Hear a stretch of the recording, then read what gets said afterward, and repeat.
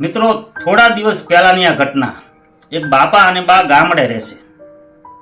હવે બાપા બીમાર પડે છે. બાપાને ડાયાબિટીસની બીપીની તકલીફ તો ઓલરેડી હતી જ, પણ બાપાને કમળો થઈ જાય છે અને કમળો ધીમે ધીમે હદ વટાવી ગયો. બાપાના પેટમાં કાંઈ રહેતું નથી ને બાપા પથારીવશ થઈ ગયા.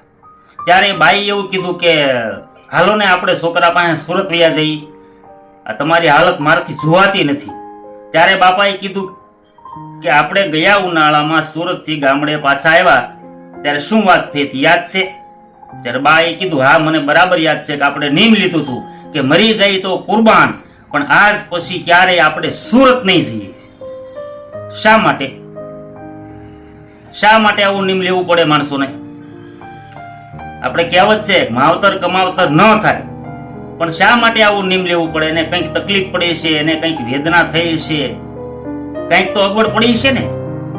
હવે બને છે એવું પાડોશી છોકરાને ફોન કરે છે એટલે છોકરો બાપાને ફોન કરી અને ગગલાવે છે, ખીજાય છે કે આટલા બધા બીમાર છો છતાં તમે કહેતા નથી ફોન કરીને.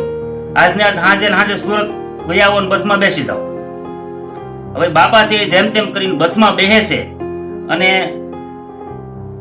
અહીંયા સુરત આવે છે.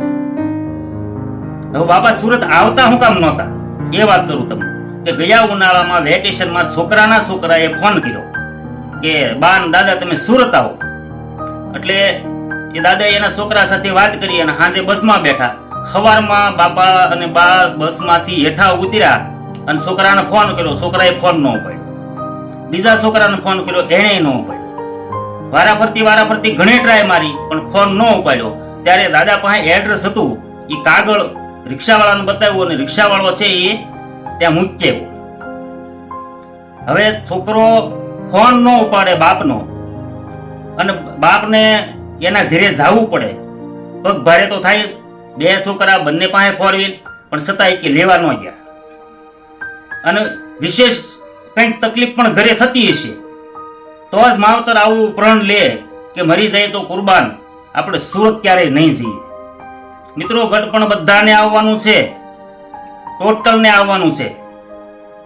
અને શું વારો આવશે એ છોકરા જોતા જ હોય. આપણે જેવી આપણા માવતરની સેવા કરીએ ને એવી સેવા આપણા છોકરા આપણે કરવાના છે. મરી ગયા પછી તમે એની પાછળ ગમે એવો ખર્ચો કરો, એના અસ્થિ ગંગામાં પધરાવો કે પાણી ઢોળ સારું કરો કે પાછળ સપ્તાહ બેહારો ને, એ કાંઈ જ મહત્વનું નથી. જીવતે જીવ ભાગશાળી હોય, જેને મા બાપ હોય એ જીવતે જીવ એની સેવા પૂજા કરી લ્યો.